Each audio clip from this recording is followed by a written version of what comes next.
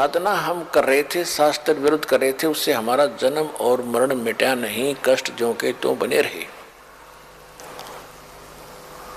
अब स्वामी रामानंद जी ने क्या कहा, परमात्मा ने बताया कि ये सामने का जो रास्ता है, ये बिल्कुल ये सामने वाला, ये है ब्रह्मरंध्र,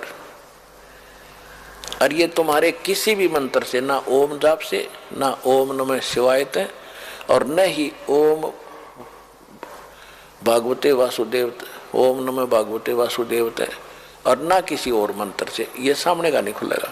मेरे पास वो सतनाम है जिसके जाप से सामने का दरवाजा खुलेगा, अन्यथा ये गेट कभी नहीं खुलता तुम्हारा,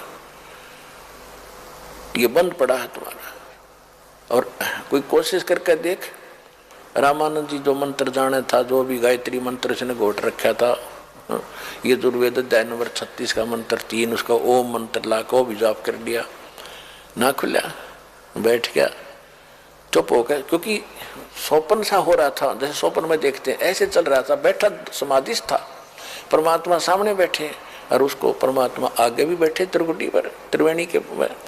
तो वहाँ कहते हैं कि मैं दिखाऊं अब खोल के, मैं जाप करता हूँ अपने मंत्र का, जो गुप्त मंत्र मेरे पास है शक्तिशाली, जो मोक्ष मंत्र है, 2 अक्षर का है सतनाम, 2 अक्षर का, जिसमें एक ओम मंत्र है और एक तत्व गुप्त है।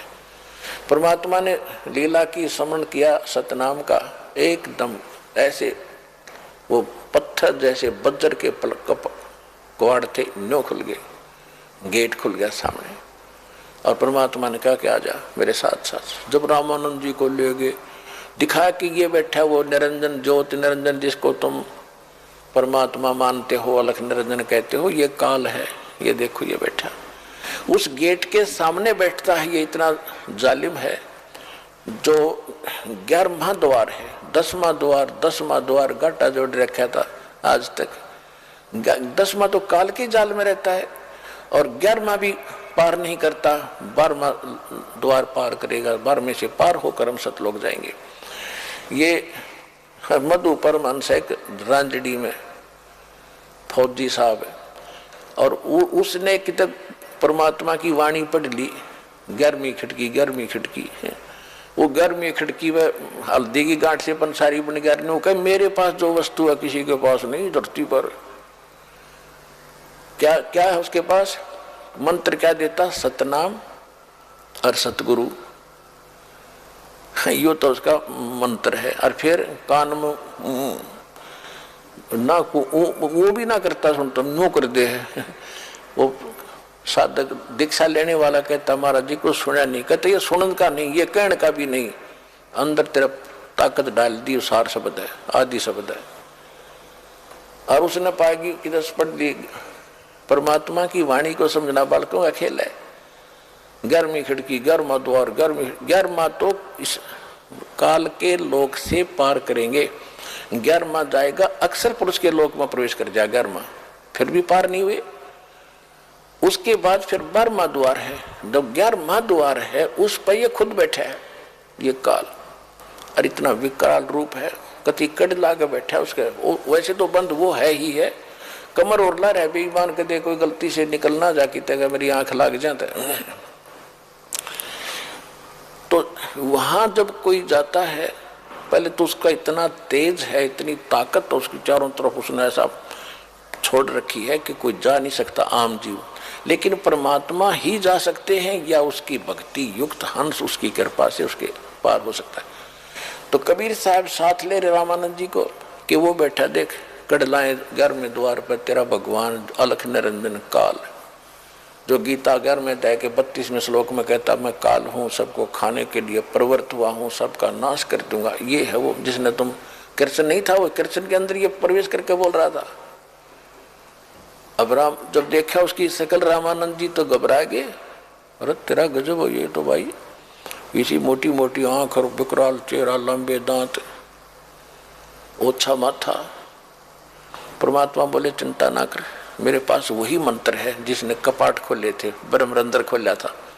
अब इसके कहते हैं जैसे फनपति मंत्र सुन रखे फन सकोरे, ऐसे मेरे सतनाम से यू काल व मुंह मोड़े। कबीर साहब कहते हैं जैसे फनपति यानी सर्प ने ऐसे सर्प फन उठा रखा हो डसने के लिए, और जैसे उसको मंत्र बोल देता है गार्डू, एक मंत्र बोल देता है तो विवश हो जाता है, फन को नीचे करके भागने की सोचता सर्प। इसी प्रकार मेरे पास इस काल रूपी इस सर्प को बस करने का, इसकी गर्दन नीचे करने का एक सतनाम है। जब कहते हैं जैसे फनपति मंत्र सुन रखे फन सकोड़े, ऐसे सतनाम, ऐसे मेरे सतनाम से ये काल लवे मुंह मोड़े। परमात्मा ने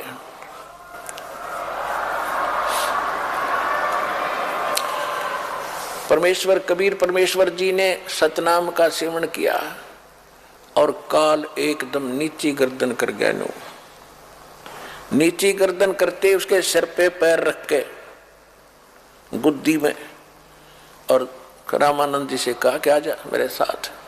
जब पर वो अंदर वो गेट खुल गया, परमात्मा और आत्मा वो साथ साथ अंदर चले गए, गेट फिर बंद हो गया। काल फिर चौके से बैठ गया कि चलिए एक तो गया और तो नहीं जान दूंगा ये तो नो अकड़ रहा कती। अब 11वां द्वार जब पार किया, वो अक्सर पुरुष का लोक है, सात संग ब्रह्मांड का क्षेत्र है। उससे पार करके फिर आता है 12वां द्वार, और 12वां द्वार पार करके फिर आता सतलोक, जहां जाने के बाद फिर लौटकर कभी संसार में नहीं आते।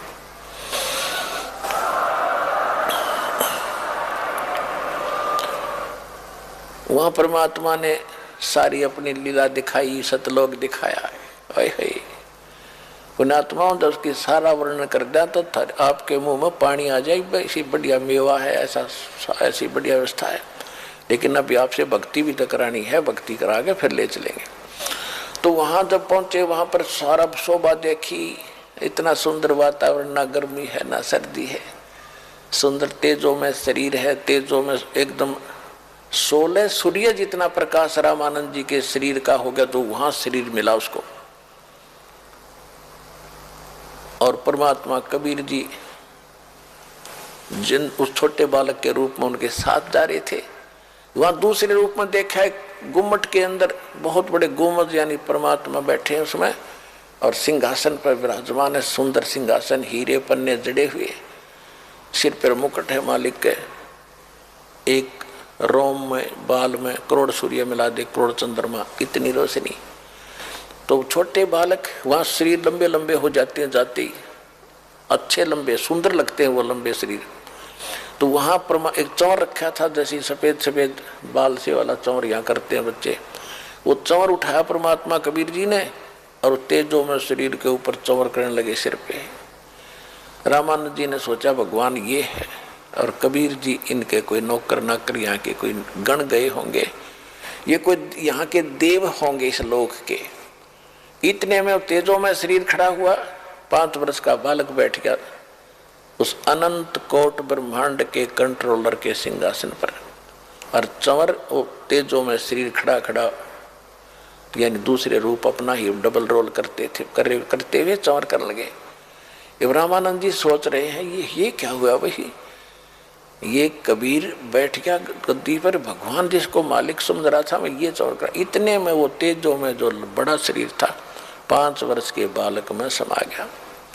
अकेले कबीर साहब इतना तेजों में रूप हो गया उनका, और चौर अपने आप घूम रहा है सिर पे। जब देखा रामानंद जी ने को तेरा गजब हो, यो तो भगवान स्वयं यही तो है मालिक। चरणों में गिर गए। वहीं पर परमात्मा बोले सुन रामानंद, ये है मैं हूं वो परमात्मा, और जो मुझे यहाँ देख लेगा वो मुझे भगवान मानेगा, और संसार तो मुझे धानक जुला ही जानता है। अब आप वापस जाइए। एकदम ऐसा किया था, एकदम वापस आया रामानंद की आत्मा, ऐसे फड़क के उठा। अब सामने परमात्मा बैठे। अगर ये स्वप्न न सोचता, कबीर जी सामने ना होते तो न सोचो मैंने स्वप्न आ गया होगा बैठे बैठे ने। और जब सामने दिखा, ओए होए, वही बच्चा फिर सामने आ बैठे। चरणों में गिर गए। 104 वर्ष का विद्वान पुरुष, दुनिया महिमा करे उसकी, इस जैसा विद्वान नहीं, इस जैसा ज्ञानी नहीं, चरणों में पड़ गया 5 वर्ष के धानक के बालक के। और क्या कहा, दोहू ठोर है एक तू, भया एक से दो, गरीबदास हम कारणे तुम आए हो मगजो।